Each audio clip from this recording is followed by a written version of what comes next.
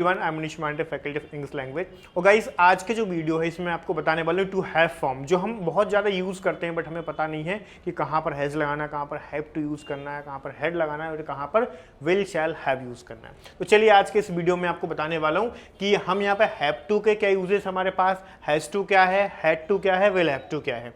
अब देखो आपको समझना पड़ेगा, जैसे वर्तमान समय में अगर मुझे कुछ करना है, एट प्रेजेंट अगर मुझे कुछ करना है तो मैं बोलूँगा कि मुझे ये काम करना पड़ता है, तो मैं कौन सा कॉन्सेप्ट यूज करूंगा, हैव टू या फिर हैज टू। अगर सब्जेक्ट मेरा प्लूरल है तो हैव टू, अगर सब्जेक्ट सिंगुलर है तो हैज टू, ये मुझे यूज करना है।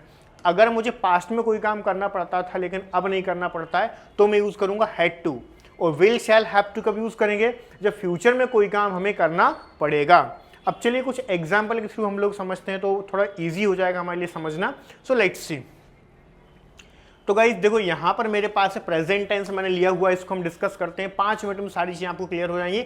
सब्जेक्ट हैज, हैव, टू और V1 प्लस ऑब्जेक्ट, तो हैज हैव टू यूज करेंगे, फिर इन्फिनेटिव टू प्लस V1 उसे इन्फिनेटिव कहा जाता है। ठीक है, अब ये मेरे पास असर्टिव है, इसे बोलेंगे नेगेटिव, और ये हो जाएगा इंट्रोगेटिव, और ये हो जाएगा आपका इंट्रोगेटिव एंड नेगेटिव। एक शॉर्ट फॉर्म के साथ है, नॉर्मल फॉर्म के साथ है। अब मैंने बोला आई हैव टू गो, मतलब क्या मुझे जाना है, तो मैं ये वाला कॉन्सेप्ट यूज करूंगा। अगर मैंने बोला मुझे नहीं जाना है, so I don't have to go या I do not have to go, short form don't होती है, मैं डोंट भी यहाँ पे यूज कर सकता हूँ। क्या मुझे जाना है, do I have to go, ऐसा बोलूंगा। क्या मुझे नहीं जाना है, do I not have to go या फिर don't I have to go. ये दोनों कंडीशन में यहाँ पे हमारा सेंटेंस यूज हो सकता है, ये भी दोनों करेक्ट है हमारे।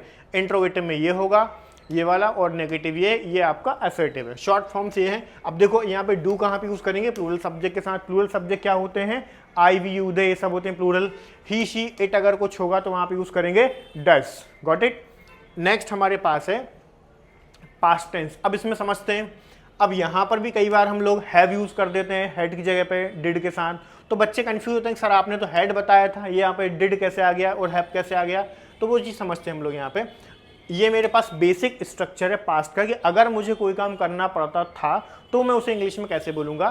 सो he had to drive a car, उसे कार चलानी पड़ती थी, अब नहीं चलाता है। ठीक है, अगर मैं बोलूं उसे कार नहीं चलानी पड़ती थी तो सेंटेंस आपको कुछ ऐसे बनेगा, he did not have to drive a car. Interrogative अगर मुझे बनाना हो कि did he have to drive a car, ये दिस इंट्रोगेटिव। ठीक है, कि क्या उसे कार चलानी पड़ती थी, तो यहाँ पे देखो आप मैंने डिड यूज कर दिया, तो यहाँ पे मैंने क्या लगा दिया, हैव लगा दिया। ठीक है, सेम एज अगर मैं यहाँ पे बोलूँ did he not have to drive a car, क्या उसे कार नहीं चलानी पड़ती थी, तो मेरा ये वाला कॉन्सेप्ट यहाँ पे रहेगा। आई होप की चीज समझ आ गई होगी। चलिए नेक्स्ट और लास्ट में हमारे पास जो फ्यूचर है उसको डिस्कस कर लेते हैं। तो subject plus will shall have two plus V1 plus में ऑब्जेक्ट, ये मेरा बेसिक स्ट्रक्चर होगा। अब यहां पर मुझे समझना है गाइस, देखो तो ये मेरे पास है he will have to answer, उसे आंसर करना पड़ेगा, उसे आंसर देना पड़ेगा, मतलब मैं फ्यूचर की बात कर रहा हूं।